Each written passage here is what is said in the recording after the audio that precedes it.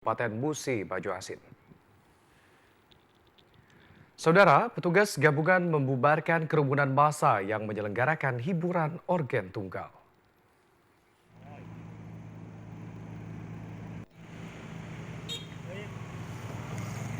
Berawal dari laporan warga karena adanya kerumunan massa di Desa Lumpatan, Kecamatan Sekayu.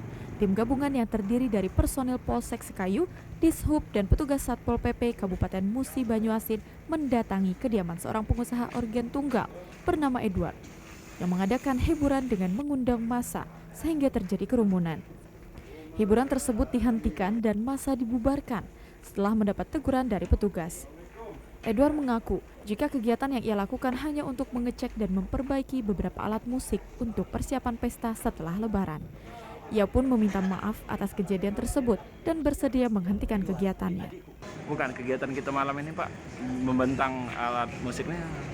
Cek sound Ah, dan membenahi yang rusak. oh, bukan mengadakan kegiatan. Bukan, Pak. tidak mengadakan mengumpulkan ini, tidak ada hiburan-hiburan, bukan. Cek Tapi sound sebelumnya ada suara musik atau gimana, Pak? belum. Belum pernah belum sempat. belum. Tapi cek sound kita gimana? Cek sound pas mesin hidup ada suara yang tidak bersih. Jadi belum main kan, langsung ini enggak mencari kerusakan itu.